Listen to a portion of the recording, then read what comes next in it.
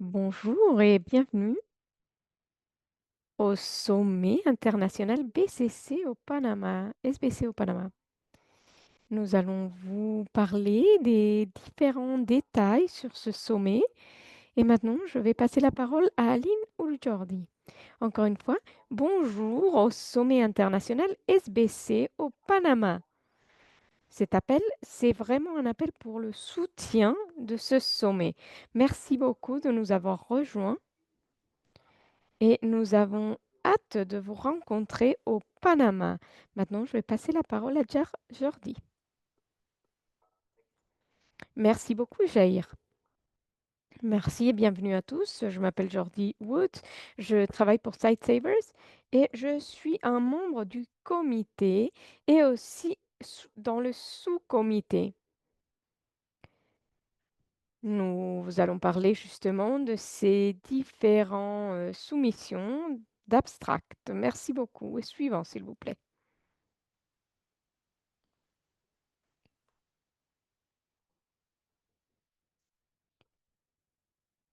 Je crois que nous n'avons pas la diapositive avec l'interprétation. Ça devrait être une autre diapositive. Mais bon, c'est pas grave. Pour ceux qui viennent de nous rejoindre, est-ce que nous pouvons avoir la deuxième diapositive, s'il vous plaît? Peut-être qu'elle n'est pas là.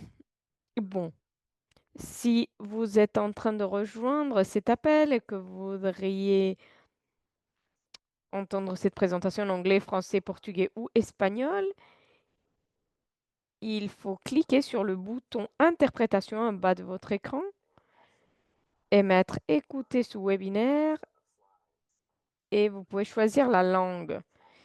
Ensuite, nous avons mis un lien pour suivre les diapositives dans la langue de votre choix. Pour les questions-réponses, je vois que les personnes sont en train déjà de rédiger sur la boîte de discussion, mais vous allez voir que en bas de l'écran, il y a un bouton qui s'appelle Q&A et donc il faut mettre les questions là-dessus, là où il dit Q et A. Pour l'ordre du jour, nous allons parler bien sûr du sommet, le sommet à part entière. Ensuite, des conseils pour rédiger un abstract compétitif. Et on va parler de comment faire pour avoir un abstract compétitif. Ensuite, nous allons parler bien sûr de processus de soumission et dates limites importantes. Et finalement, les questions et réponses. Suivante, s'il vous plaît. Ah, voilà, c'est notre diapositive sur l'interprétation. Encore une fois, nous avons l'option de l'interprétation dans toutes les langues, portugais, français, espagnol, anglais. Et donc, s'il vous plaît, vous pouvez cliquer aussi les diapositives pour les suivre dans la langue de votre choix. Merci. Suivant.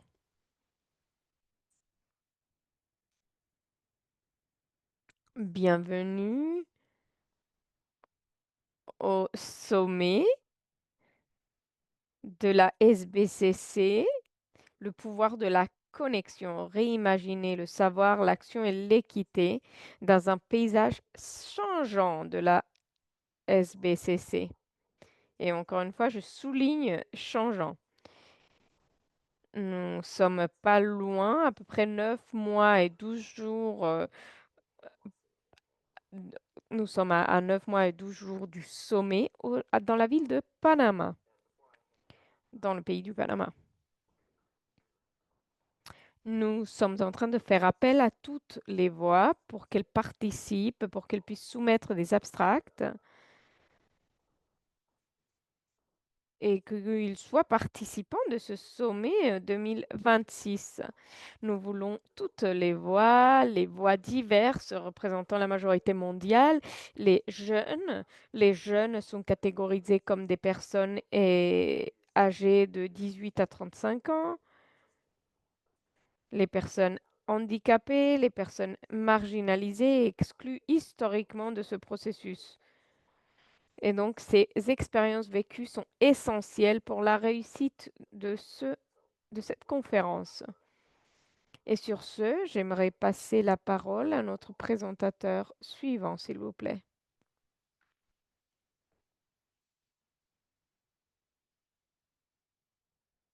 Suivante, s'il vous plaît. À qui je passe la parole? Merci beaucoup, Jordi. Vous me passez la parole. Je m'appelle Baba Funke. Je suis directrice adjointe dans le centre de l'impact et c'est un plaisir d'être ici pour parler de ce sommet 2026. Je voudrais qu'on parle un peu des abstracts. C'est très important que vous compreniez comment les choses sont connectées, puisque notre thème, c'est le pouvoir de la connexion. Et pour nous, le thème va parler du pouvoir de la connexion, de la confiance, des voies de connexion et de s'assurer que le travail a beaucoup d'impact. Mais si on parle vraiment des connexions et des relations, on va passer à la suivante, s'il vous plaît.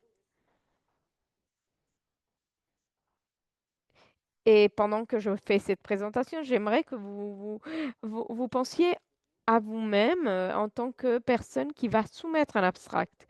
Donc pour les connexions et les relations, nous sommes en train de chercher quelqu'un avec une localisation en action, de la narration et la représentation, un abstract qui a de la confiance et la responsabilité, qui va parler des mouvements sociaux et du plaidoyer, et bien sûr des jeunes. Et donc, vraiment, c'est pour le sous-thème de la connexion et les relations. Nous voulons nous focaliser sur la narration, pardon, et la représentation. Donc, savoir regarder comment les choses changent du haut vers le bas. Le sous-thème numéro 2, ce sont les connaissances et les évidences.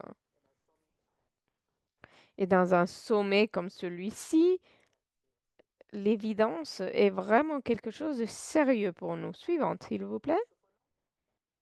Donc, pour ce sous-thème de connaissance et évidence, nous voulons réfléchir à ces questions. Question suivante. Qui détient les connaissances importantes?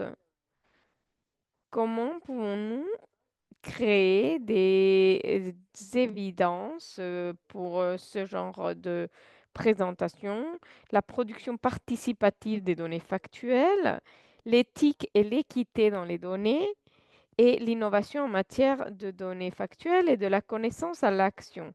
Et le thème vraiment souligné ici, ça va être le fait de décoloniser les données probantes. Nous voulons vraiment avoir beaucoup de données factuelles pour ce genre de sous-thème. Le sous-thème numéro 3, c'est l'action et l'impact. Suivante, s'il vous plaît. Action et impact. Pour la CSC, dans le contexte de crise, nous avons mis en place des paysages différents, complexes, et il faut qu'on parle de l'intersectionnalité dans la pratique. Où est-ce qu'elles sont ces connexions? Et donc, regarder le contexte local, l'innovation menée par les jeunes, le renforcement des systèmes, c'est quelque chose qui est très clé pour voir le lien entre la CSC et comment ceci impacte les différents systèmes. Et bien sûr, la prochaine génération. Et notre thème principal pour ce sous-thème, c'est la santé planétaire et la réponse collective. Suivante, s'il vous plaît. Pour le sous-thème numéro 4, c'est l'inclusion et l'équité. Suivante. Et ce sous-thème est très important. Il faut qu'on soit tous engagés vers l'inclusion, l'équité. Donc, regardez quelle est la communication pour l'équité, la manipulation média, Donc l'équité numérique, le dialogue et la narration et aussi de pouvoir, adap accepter les traditions et les pratiques pour le changement social. Il y a beaucoup plus d'informations sur le site internet du sommet. Le lien sera dans la boîte de discussion pour que vous puissiez visiter le site et que vous puissiez voir le thème et les différents sous-thèmes et comment vous vous connectez à chaque sous-thème, peut-être plus d'un, et comment vous pouvez raconter vos histoires à travers un abstract compétitif. Merci beaucoup encore.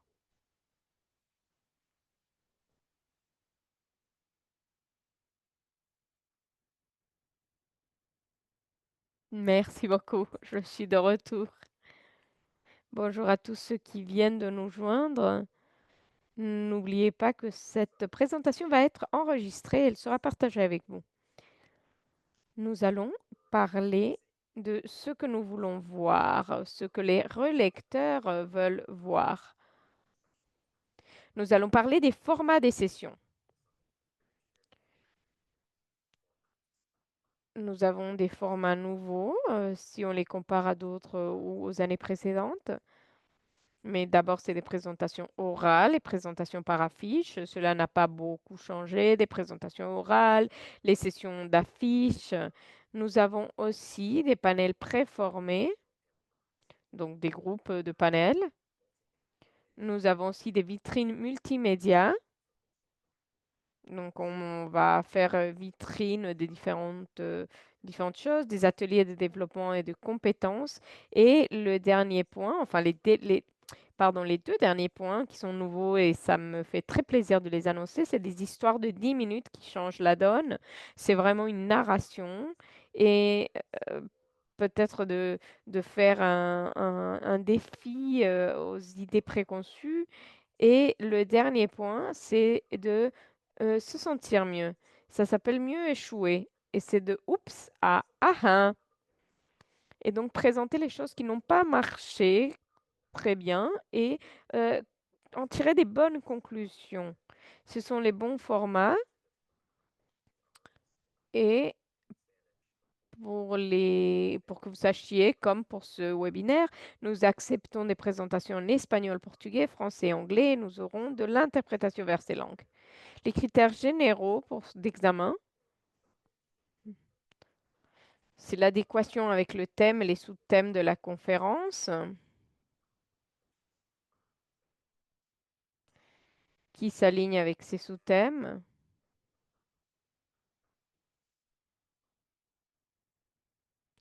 Et aussi cette pertinence et importance pour le domaine.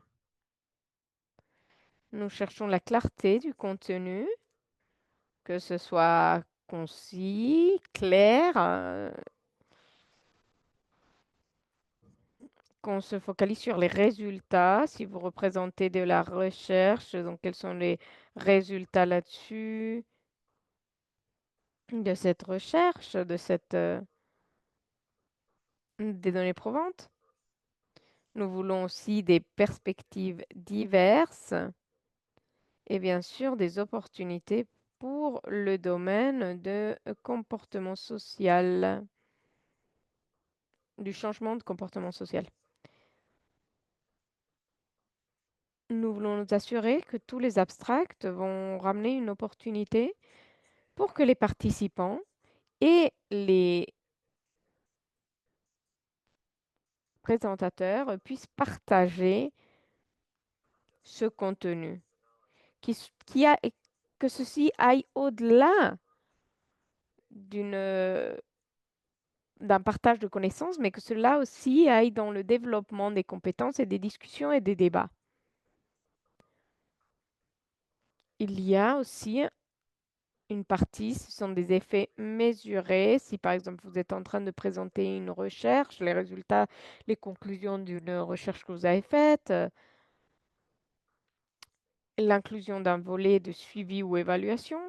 Et finalement, quand vous allez décider quel abstract vous allez présenter, il faut s'assurer que le contenu de ce que vous allez présenter est bien sûr pertinent et adapté à l'abstract que vous voulez présenter. Par exemple, si vous parlez du multimédia, peut-être que la session, elle pourrait être basée sur du multimédia.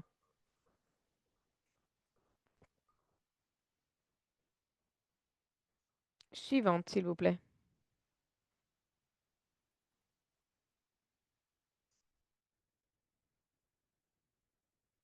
Les éléments d'un abstract. Nous avons déjà parlé un peu de ce que nous allons attendre d'un abstract, mais ce n'est pas bien sûr un abstract académique. Donc, on va vous montrer ou on va parler de ce que nous voulons voir dans cet abstract. D'abord, qu'est-ce qu'un abstract? Un abstract, c'est vraiment votre présentation concise et percutante. On veut comprendre ce que vous êtes en train de présenter. Il faut avoir une description complète du programme ou ce que vous vouliez faire. C'est vraiment la définition de l'abstract. Nous allons parler un peu plus en détail dans la diapositive suivante, surtout des éléments des abstracts. Vous allez voir beaucoup des «ou» dans cette présentation et c'est parce que cela va dépendre de ce que vous voulez soumettre. Il y a des questions dans la session des questions-réponses et nous allons répondre à cette question. Donc c'est vraiment un résumé de ce que vous êtes en train de présenter. Ensuite, le contexte ou les objectifs. Et dans d'autres cas, ça va être plutôt une problématique ou les objectifs d'apprentissage, ce que vous voulez atteindre, ou finalement le contexte et le défi. Le contexte est clé pour tous et ça fait partie de vraiment cette description, ce résumé pour comprendre quel est le contexte, qu'est-ce que vous voulez atteindre. Ensuite, si c'est une présentation traditionnelle, en comprendre quelle est l'intervention, quelles sont les méthodes utilisées. Si c'est quelque chose de multimédia, alors une description du multimédia, comprendre qu'est-ce que vous vouliez faire, de la télé, une série radio, réseaux sociaux, etc. C'est aussi une section où si vous êtes en train de renforcer des capacités, alors comment vous le faites? Quelle est votre approche? Quelles sont les méthodes de cette activité? Ensuite, la description de l'idée principale, bien sûr. Et finalement, quel était cet échec? Ensuite, ce sera les résultats, les leçons apprises de votre présentation. Et nous voulons nous assurer, encore une fois, qu'il y ait ce contexte, le contexte de qu'est-ce que cela signifie. Et finalement, les différentes recommandations. Et c'est le moment aha.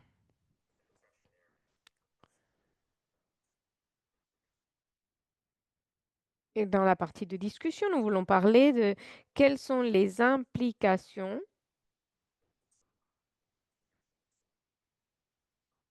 de ce projet. Donc la continuation de cet échec. Qu'est-ce qui s'est passé? Quelle est l'étape suivante? Et vous allez voir tous ces éléments qui sont liés à vraiment selon au thème de votre abstract. Suivante, s'il vous plaît.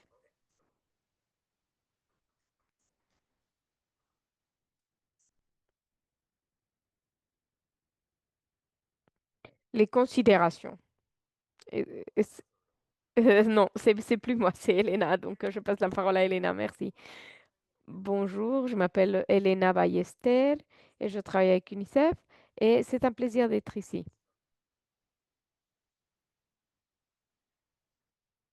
Nous allons voir quelques considérations générales. Il faut comprendre en quoi ce travail est important. Par exemple, Quelle est vraiment la méthodologie utilisée? Quel est le propos? Pourquoi votre travail est-il important? Quel est le but, l'objectif de ce programme? Quels ont été les éléments constitutifs de votre intervention, de votre étude? Quels sont les résultats? Et pourquoi il est en lien avec ces sommets? Nous voulons partager quelques conseils pour s'assurer que que la rédaction de votre abstract soit compétitive. Tout d'abord, c'est évident, commencez tôt. Prévoyez suffisamment de temps pour effectuer plusieurs révisions. Deuxième point, lisez attentivement l'appel aux abstracts. Il faut que vous assurez que vous êtes en train de suivre les détails de cet appel abstract. Il faut aussi s'assurer de bien comprendre les exigences. Si nécessaire, vous pouvez toujours envoyer vos questions à l'adresse email qui apparaît sur la diapositive. Finalement, il faut toujours réfléchir et penser à votre public. Que veulent-ils savoir? Ce sont des chercheurs, ce sont des experts dans ce domaine, des spécialistes, les deux? Qu'est-ce qu'ils veulent savoir? C'est pour pouvoir, vraiment remplir ce contenu de votre abstract. Ensuite, il faut suivre les ABC. La précision, ABC en anglais. A de accuracy, précision. B de brièveté, c'est-à-dire il faut que ce soit concis. Et C de clarté. Il faut être audacieux et convaincant. Il faut analyser les succès, mais aussi les échecs et comment vous avez appris de ces échecs. Présenter ces plans et discuter quelles sont les implications de votre travail pour le domaine. Il faut aussi être précis quant aux résultats et très spécifique pour les conclusions. Il faut aussi tirer parti de l'espace alloué pour fournir davantage de preuves, de données, d'exemples qui peuvent renforcer votre abstract. Suivante, s'il vous plaît. Et encore une fois, ici, la dernière liste de conseils. Vérifiez la grammaire, utilisez des verbes actifs, réduisez les abréviations. Et s'il vous plaît, si vous utilisez des acronymes, clarifiez ces acronymes. Et hormis dans le format histoire en 10 minutes, évitez d'utiliser les pronoms à la première personne, je, notre, etc. Puisque la plupart de votre travail est fait en groupe. On travaille en groupe, en équipe. Et ensuite, dernier conseil, relisez, relisez, relisez. C'est votre responsabilité de soumettre un abstract adéquat. Vous pouvez toujours demander à un ami de relire et de s'assurer qu'il y a des corrections pour que ce soit le plus clair possible. Donc, le résumé de ces conseils, commencez votre abstract à l'avance, utilisez les critères et les directives fournis, enregistrez votre travail au fur et à mesure et vous allez recevoir un email qui va confirmer votre soumission. Et sur ce, merci beaucoup. Et maintenant, je vais repasser la parole à Caroline. Merci. Merci beaucoup, Helena. Et bonjour à tous. Je m'appelle Caroline Sogg. Je travaille à BBC Media Action. Et comme mes co-présentateurs, j'ai été aussi dans le comité de pilotage de ces sommets, un membre du sous-comité. Nous sommes vers la fin de nos diapositives et je veux juste vous dire quelles sont les prochaines étapes pour vous si vous voulez vous rejoindre à cette fantastique expérience. Donc pour vous, celui qui va rédiger un abstract, nous voulons que vous lisiez les thèmes de la conférence et de révision et assurez-vous que votre message central correspond à l'un des thèmes ou sous-thèmes du sommet. Ensuite, nous recommandons que vous sélectionnez le format de session approprié. Vous pouvez choisir à différents formats et donc il faut réfléchir au meilleur format pour votre session. Ensuite, il faut rédiger un abstract percutant avec les conseils et vos propres expériences. Et ensuite, il faut soumettre votre abstract avant la date limite étant le 3 octobre. Et donc, il faut soumettre votre abstract. C'est ce que nous souhaitons et ce que nous vous conseillons de faire.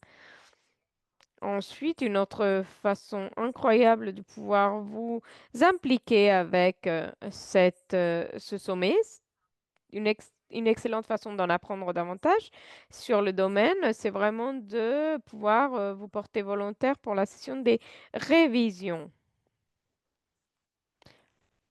Nous allons revoir les abstracts qui ont été soumis vers la fin octobre, début novembre.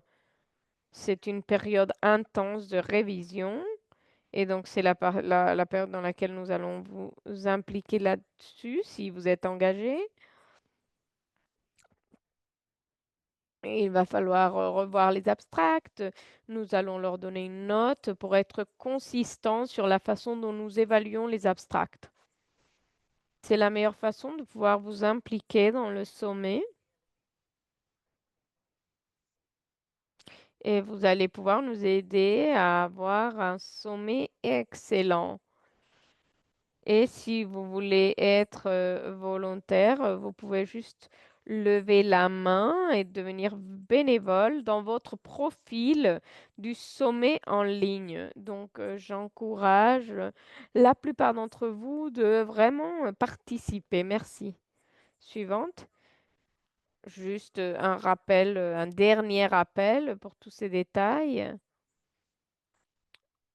La date limite pour la soumission des abstracts. Notez bien.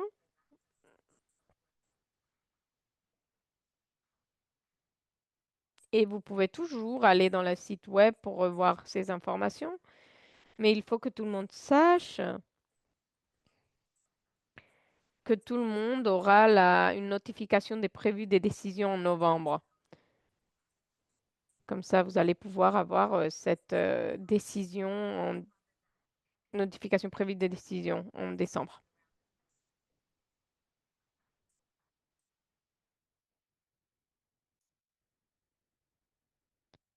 Vous pouvez maintenant mettre vos questions dans la case Q&A. Donc, s'il vous plaît, mettez vos questions dans le Q&A. Et maintenant, nous allons répondre à ces questions. Il y a quelqu'un qui nous a demandé si on pouvait expliquer un peu plus sur les thèmes soulignés dans chaque sous-thème. Qu'est-ce que cela veut dire? Et tous les abstracts là-dessus de ce thème doivent être en lien avec ces thèmes soulignés ou pas?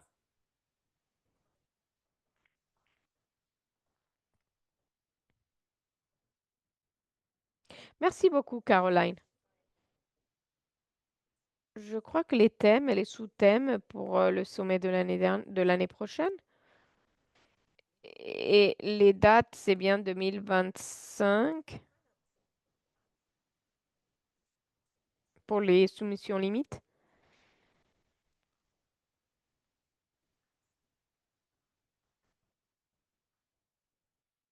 Nous pensons que nos thèmes sont audacieux, intéressants, mais le fait d'être au Panama, Panama comme endroit, c'est vraiment déjà un point important.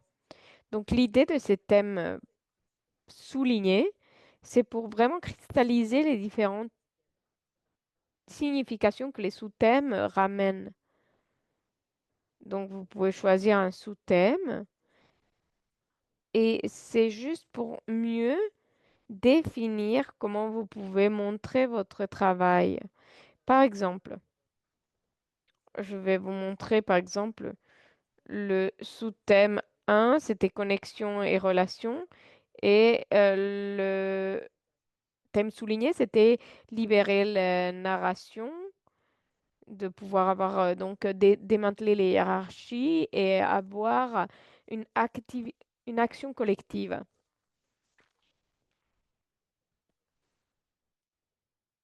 Donc pour nous,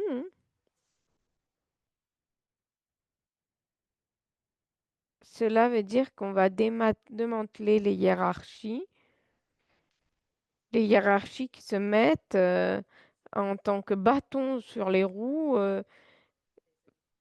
comme par exemple des différents points de vue, et aussi de reprendre le pouvoir, reprendre et ramener les partenaires qui importent dans la conversation.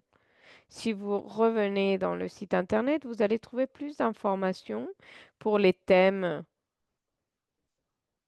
principaux. Et qu'est-ce que cela veut dire? Par exemple, pour les connaissances et l'évidence, pour nous, le thème souligné, c'est décoloniser l'évidence. Comment le système de connaissances alternatives sont en train de poser un défi pour les paradigmes dominés de l'Occident, de la vérité. Et donc, on parle de la décolonisation et nous voulons personnaliser ceci. Je sais que la plupart des praticiens dans le monde, ils font un travail excellent dans ce domaine. Donc, comprendre quel est le point de vue qui est vraiment important, quel point de vue prendre, quelles sont les innovations que nous sommes en train de ramener dans différentes géographies.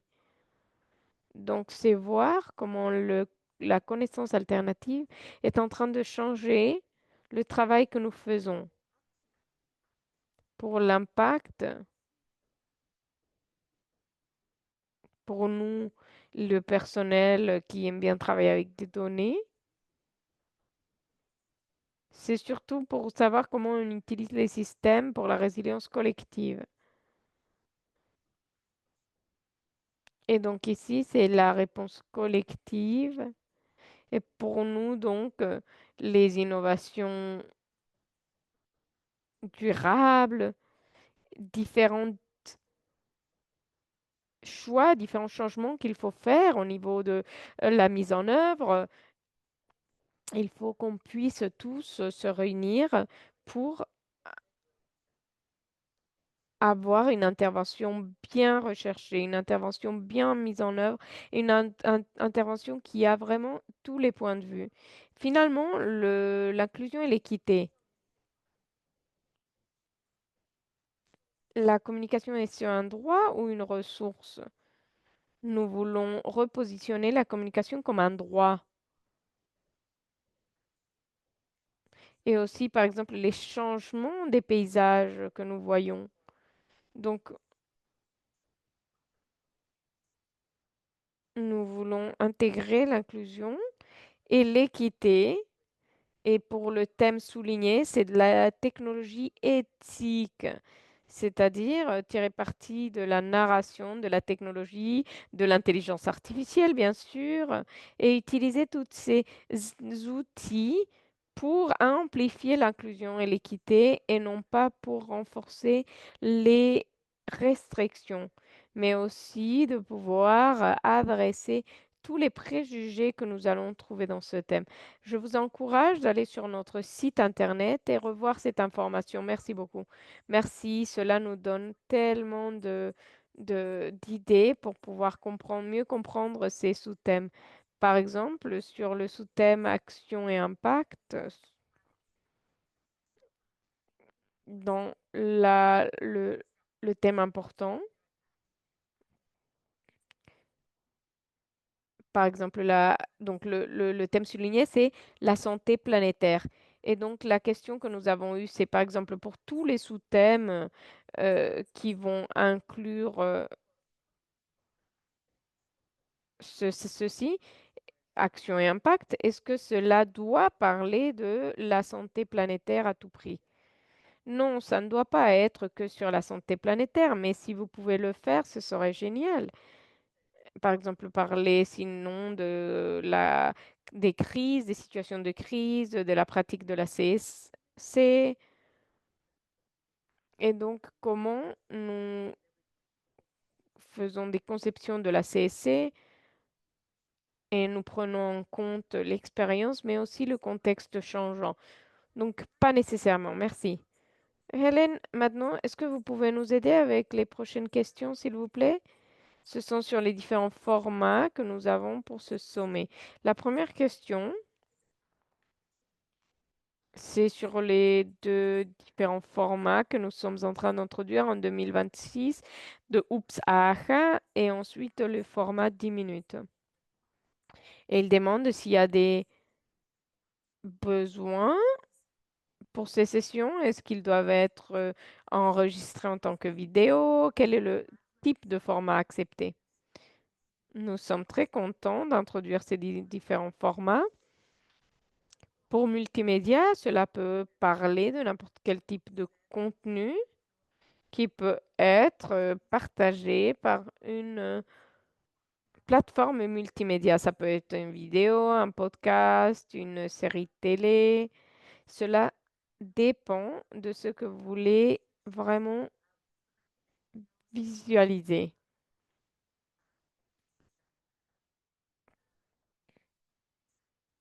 C'est un nouveau format et très intéressant.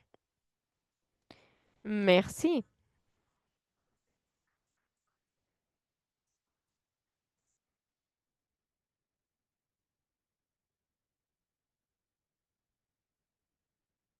Y a-t-il un format qu'on espère utiliser lors de cette session? Je peux demander à tous les collègues du secrétariat, puisque je ne pense pas qu'il y ait des restrictions, mais je vais confirmer avec tous les membres du secrétariat. Merci. Jordi, est-ce que vous voulez répondre puisque vous faites partie du sous-comité du programme? Jordi? Non, la réponse est non. Il n'y a pas un format spécifique. Donc, si le format implique de la multimédia, c'est très bien. Mais l'idée, c'est que ce soit une opportunité de narration. Et le but, c'est que vous veniez et que vous voulez une session qui doit être proactive de façon intentionnelle. Donc, il y a quelques diapositives, ok, c'est très bien, mais c'est plutôt d'avoir un débat et de pouvoir provoquer la discussion. Donc voilà, c'est ce que j'ai compris en tout cas de ce que nous voulons, de notre intention. Oui, c'est pareil pour moi. C'est très utile. Et encore une question, s'il vous plaît, puisque vous êtes avec la caméra allumée. Nous avons parlé de l'importance de la voix des jeunes dans le sommet. Mais les personnes sont en train de demander, est-ce que le fait de devoir avoir entre 18 à 35 ans est un critère formel, un requis pour pouvoir soumettre un abstract? Et la réponse est non, ce n'est pas quelque chose de requis, c'est juste pour pouvoir promouvoir la participation des jeunes, pour pouvoir entendre vos voix. Nous voulons juste être proactifs et les inclure dans le projet. Mais si vous n'êtes pas jeune comme moi, ce n'est pas grave. Vous êtes aussi éligible à pouvoir soumettre un abstract. Merci beaucoup. Merci beaucoup. C'est rassurant pour moi aussi. Et une question finale pour vous. Il y a quelqu'un qui a demandé si vous soumettez un abstract pour un format spécifique pour le sommet. Mais est-ce que, par exemple, celui qui va revoir cet abstract pourrait nous suggérer de participer sous un autre format? Est-ce que nous devons soumettre deux fois si nous pensons qu'il peut être adapté à deux formats différents ou une fois, ça suffit? Je pense que pour les critères, un des critères d'éligibilité, c'est l'adéquation du format au contenu qui est en train d'être présenté. Par exemple, c'est peut-être une présentation, mais c'est plutôt un atelier et donc il ne sera pas accepté en tant que présentation ou affiche. Si vous avez un atelier, c'est un atelier. Si vous avez un abstract qui pourrait marcher avec différents formats, je ne pense pas qu'on va pouvoir suggérer de l'utiliser dans un format différent. Donc, je vous encourage à l'envoyer 2 fois sous les formats qui vous paraissent les plus adéquats.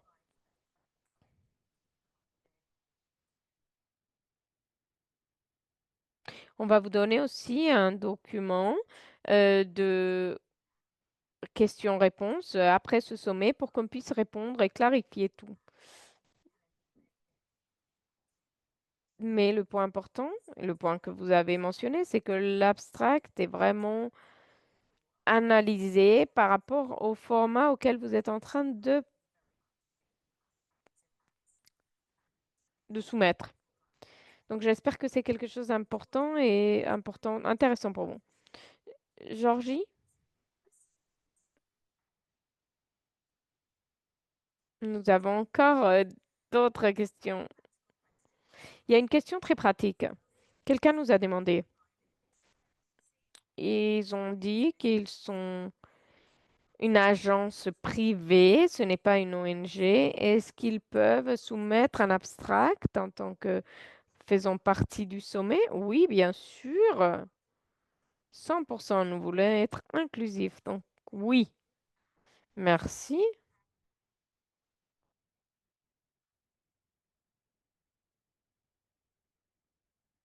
S'il y a plusieurs abstracts qui sont soumis par la même organisation, oui, vous pouvez. Vous pouvez soumettre plusieurs abstracts et comme ça, vous allez augmenter vos chances d'avoir plus de présence dans le sommet, oui.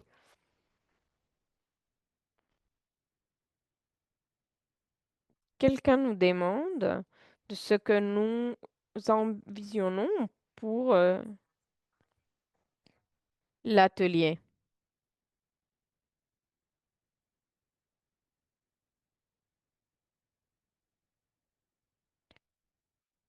Je ne sais pas s'il y a d'autres collègues qui veulent aussi répondre.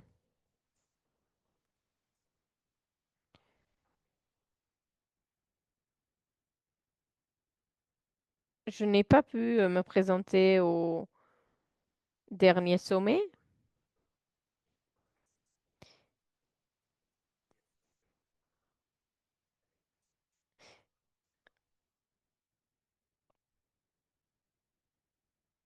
On essaie par exemple, de créer un atelier où peut-être on va dire comment développer euh,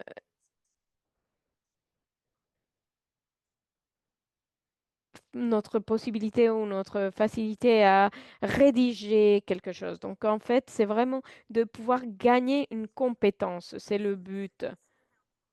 C'est très utile. Merci beaucoup. J'adore les ateliers pour pouvoir gagner des compétences. Ce que nous voulons, c'est vraiment d'avoir un atelier interactif plutôt que d'une présentation à un seul sens. Nous voulons que les objectifs soient très très clairs. Nous voulons qu'on puisse gagner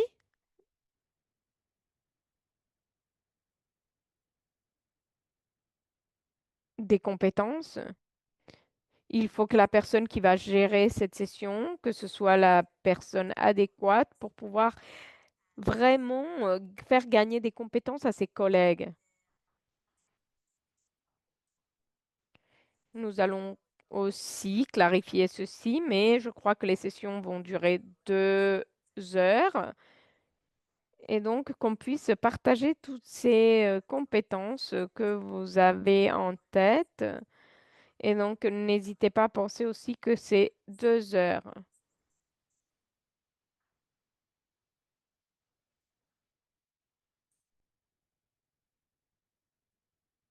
Il y a une question de si l'abstract soumis va utiliser pardon, je réponds. Oui, nous allons voir si cet abstract. Non, la question c'est est-ce que vous allez vérifier si l'abstract.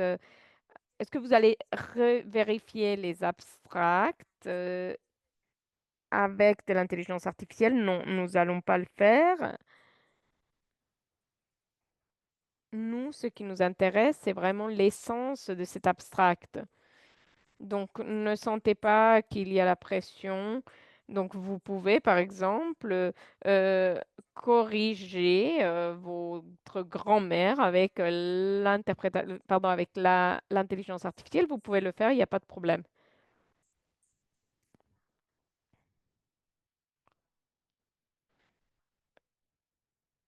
Est-ce que les abstracts, par exemple, liés au fait d'avoir un avortement en toute sécurité est faisable? Oui, oui, bien sûr, tout est accepté. Est-ce que quelqu'un peut participer dans le sommet s'ils n'ont pas soumis un abstract? Oui, tout le monde peut venir en tant que participant pour écouter, pour apprendre. Vous n'avez pas besoin d'être sélectionné ou d'avoir soumis un abstract. Une autre question, le fait de partager cette vidéo et les diapositives pour pouvoir le revoir. Oui, bien sûr, ceci sera partagé. Les liens envers cette diapositive et l'enregistrement vidéo va être partagé après cette session.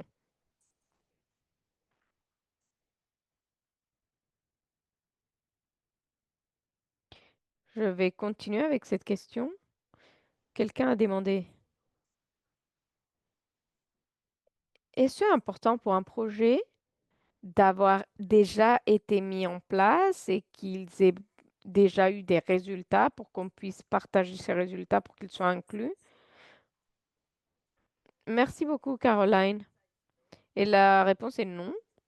Ce qu'il faut présenter, c'est juste l'évidence ou les preuves de travail que vous avez fait et comment ceci est en lien avec les sous-thèmes et comment ils se connectent. Bien sûr que nous aimerions si vous avez des données probantes et résultats que vous avez mis en œuvre, mais si vous n'êtes pas encore là, ce n'est pas grave, c'est une bonne histoire à partager. Et juste pour parler un peu de cet atelier de renforcement de connaissances, de compétences, pardon, ce sont des sessions magnifiques.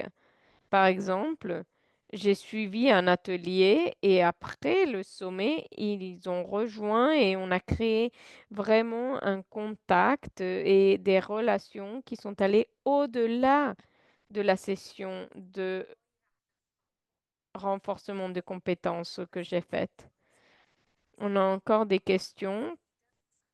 Est-ce que le sommet limite l'âge des participants qui peuvent rejoindre ce sommet? C'est la première question que nous avons. Est-ce que nous avons un âge limite? Pour moi? Oui, oui, pour vous, pardon, oui.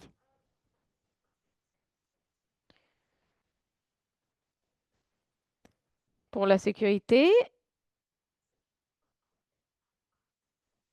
on essayait de voir quel âge était adapté au Panama, juste pour des questions de sécurité. Pour les abstracts, nous n'avons aucune limite. C'est plus pour le pays, pour le Panama, et c'est ce que nous allons répondre. Mais on va vous donner cette information dans les jours à venir.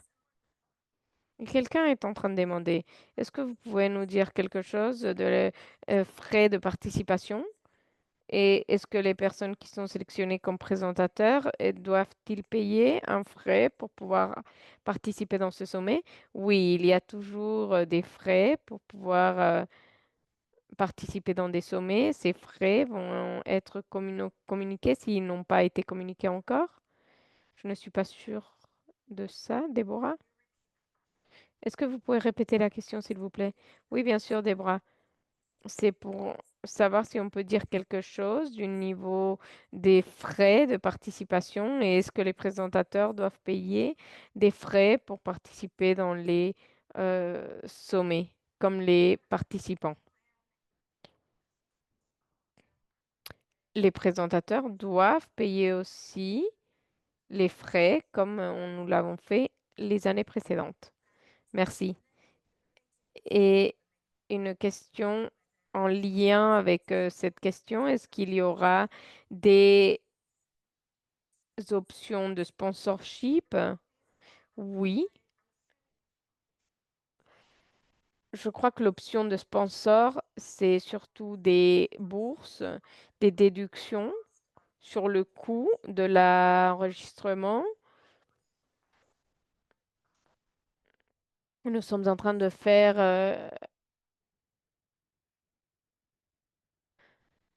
une levée de fonds pour pouvoir promouvoir et avoir des sponsorships, des bourses pour ceux qui en ont besoin. Merci beaucoup, c'est très utile. Et nous passons des questions techniques vers des questions logistiques. Je vais choisir encore d'autres questions pratiques. La première,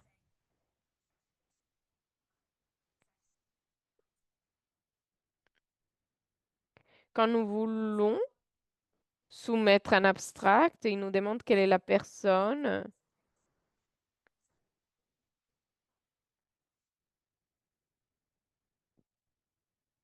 va avoir une session, une personne qui va organiser, donc qu'une personne soit responsable de soumettre et de présenter cette session, cet abstract. Et donc, il faut mettre votre nom, votre organisation, et c'est l'information dont nous avons besoin. Et cela s'applique à tous les types de soumissions. Laissez-moi voir. Jordi, des questions pour vous. Encore une fois, pour les relecteurs d'abstract, nous voulons la plupart des personnes qui puissent être volontaires. Et une personne a demandé, est-ce que nous pouvons être volontaires ou bénévoles pour pouvoir lire ces abstracts, mais aussi soumettre un abstract? Est-ce qu'il n'y a pas un conflit d'intérêt? Oui, vous pouvez être un relecteur et aussi soumettre un abstract. Vous ne pouvez pas, bien sûr, relire votre propre abstract, mais vous pouvez bien sûr relire d'autres abstracts et soumettre le vôtre. Et aussi, est-ce que vous pouvez donner plus de détails pour savoir comment on peut être volontaire pour revoir ces abstracts? Donc, quand vous allez en ligne pour vous enregistrer, pour vous inscrire, il faut créer un profil en ligne. Quand vous allez aller dans le site pour soumettre votre abstract, il y a une case qui dit enfin, être volontaire pour revoir un abstract. Je crois que vous pouvez le faire en même temps que vous êtes en train de soumettre votre abstract. Oui, c'est ce que j'avais compris aussi. Merci beaucoup, Jordi. Et une autre question. Il y a quelqu'un qui demande et qui dit, est-ce que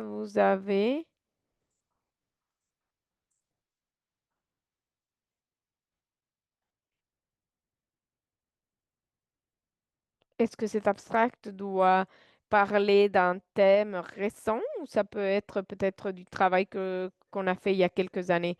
Ça dépend. Ce n'est pas important. Peut-être que vous n'allez pas soumettre de travail qui a 10 ans d'ancienneté. Mais bien sûr, si c'est un travail qui a été fait il y a quelques années, c'est un travail qui n'a pas été partagé avec le monde, qui a encore un impact, qui est d'actualité, qui est pertinent pour le thème, pour le travail que nous faisons tous. Alors, il n'y a pas de temps limite. Même s'il y a il a plus de 2 ans, vous pouvez le soumettre. Mais s'il n'est pas encore fini, ce n'est pas important. Vous pouvez le soumettre tant qu'il est pertinent. Oui, c'est très utile, merci. Il y a tellement de questions ici. Nous essayons de voir quelles sont nos priorités, puisque il nous reste que 5 minutes de conférence. Et Hélène, peut-être une question pour vous. Il y a une question sur les projets financés par USAID et qui maintenant se sont finis. Est-ce que quelqu'un peut soumettre un abstract de ce genre de projet? Merci beaucoup de cette question et nous pensons que la façon la plus facile pour pouvoir procéder, c'est de demander de la permission à votre organisation. Donc, si vous travaillez par exemple pour une organisation internationale qui était en train de créer un projet qui était financé par USAID, alors il faut demander la permission à votre organisation internationale pour savoir si on peut présenter cet abstract. J'espère que j'ai bien répondu. Oui, c'est excellent, merci. Une autre question pour vous? Quelqu'un est en train de demander, est-ce que nous pouvons soumettre en tant qu'individu ou on est obligé de soumettre en tant qu'équipe ou organisation? Vous pouvez soumettre en tant qu'équipe la plupart des projets.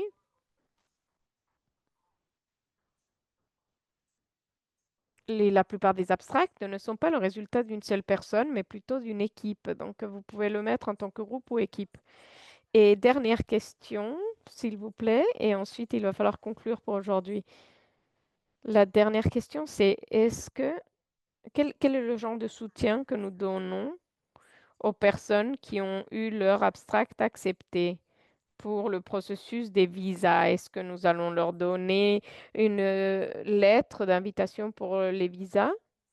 Je pense que la réponse est oui, mais je pense que c'est Déborah qui va pouvoir mieux répondre pour y répondre. Merci, Déborah. Je me suis rendu compte que je me suis même pas présentée. Je m'appelle Déborah Freitas Lopez et je suis la directrice exécutive de CCP et une des coprésidentes de ce sommet. Et pour répondre à cette question, oui, nous avons un mécanisme pour pouvoir vous fournir des lettres pour pouvoir vous aider à obtenir votre visa pour pouvoir participer dans cette conférence. Merci. Oui, on veut répondre à toutes ces questions, mais on doit s'arrêter là. Merci beaucoup à tous de nous avoir rejoints. C'est très plaisant de voir autant de participants dans ce genre d'appel.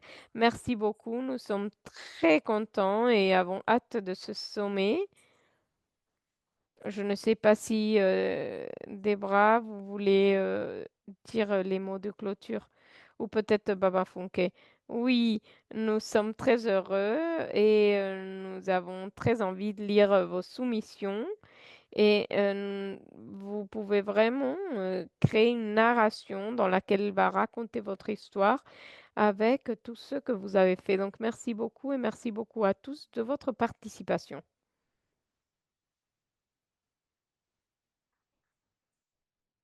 Je pense que Baba Funke l'a bien dit. Nous sommes tous très heureux de la participation aujourd'hui et je pense que c'est une excellente réflexion de la participation que nous allons avoir l'année prochaine. Merci beaucoup et nous avons hâte de vous voir au Panama.